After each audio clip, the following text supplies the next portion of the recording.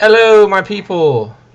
World geography, physical geography, North America coming up to you right now. You are looking at a map of the United States.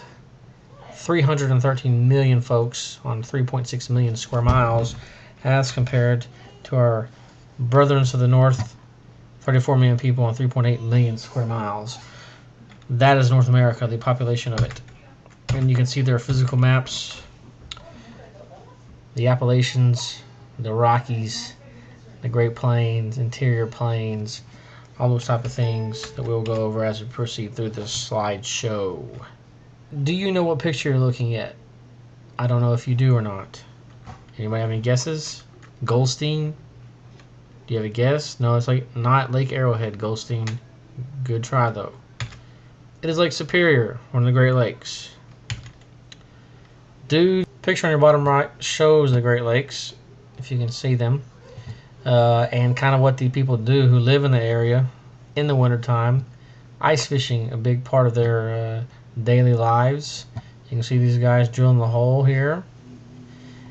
Then they come over here and fish, where they can pull a little house over the top of the hole and fish in that. Put a little heater in there, and they're good to go. If you've seen Grumpy Old Men, then you've seen the interiors of what those things look like.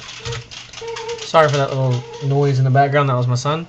Here are the Appalachian Mountains, tree-covered, hilly, very old mountain range, weathered and eroded through time, but still very pretty scenery if you go there in the fall. The Rockies, all the way from Canada all the way down to the northern part of Mexico, relatively new when compared to others, 80 million years old, still growing. Very, very large mountain range in the western part of the United States, and you see the map here. Alaska, Canada, all the way down to the northern part of New Mexico. Here's another picture. Mount McKinley. Right up there, that's me. That's your teacher right there on that picture. You can't really see me very well, but I'm there. Trust me. Just kidding. As far as the big river system in North America, the large Mississippi River drainage basin. All these rivers and tributaries go eventually into the Mississippi River, then run out to the Gulf of Mexico. But you can see the vast area that all this water runs into the Mississippi. Erie Canal built in 1825, links the Atlantic Ocean to the Great Lakes. Very important waterway, and I showed you the video the other day of what the canal is and how it kind of works. If you watch the YouTube video, it's pretty cool. Big part of our economic success here in North America is the fishing industry, and you can see the pictures surrounding the slides here. Lobster in the bottom left, crab in the bottom right, and fish in the top right. But you can see the access to water that we have both on our west coast, east coast, the Great Lakes, Hudson Bay, makes the up in Alaska obviously makes the fishing industry a huge part of the local businesses, obviously, but also of our national economy. Great Plains, obviously the breadbasket of the world, where we make and create and produce lots of food. That's what it says, breadbasket. Climate zones. Talk about this last chapter. Climate zones. The United States has all 12 climate zones because of our large land mass and how we stretch so far vertically north and south and go through all the different latitude lines of latitude. Remember, north and south moving up and down. That's one of the biggest factors in affecting climate. Because we stretch so far north and south, we have a variety of climates. Canada is limited due to the fact that most of it's in high latitudes, tremendously cold. Therefore, they don't have all the extra, the long growing seasons and the ability to sustain other plant life. Some physical features: man-made here in the United States, Golden Gate Bridge on the left, bottom left, Hoover Dam, bottom right, Mount Rushmore, the Empire State Building in the top right, which I have been on top of for about 32 seconds.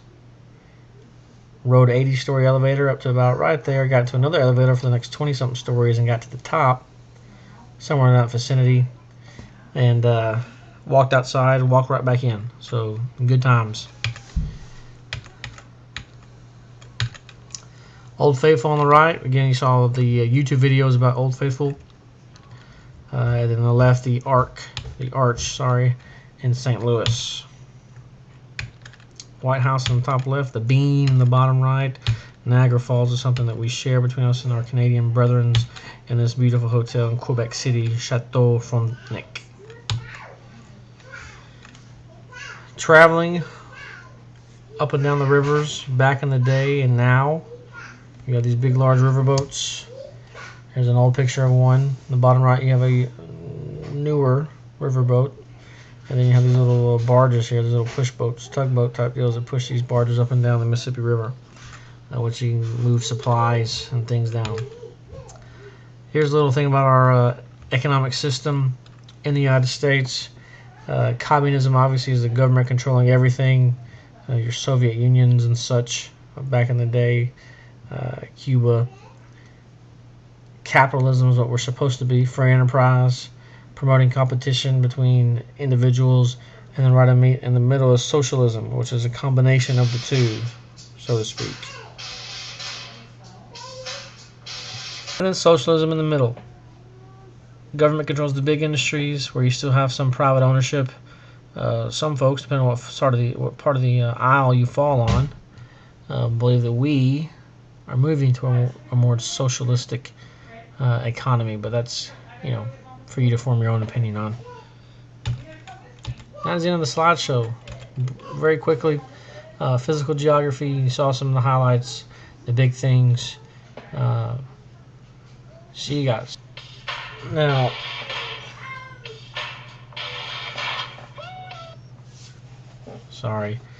realize that on this slide 4 here, that these individuals are not on top of the Great Lakes ice fishing.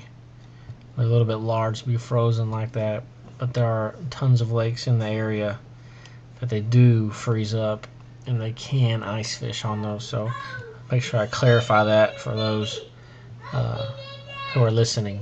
Okay. Anyway, hope you guys enjoyed it. See you guys tomorrow.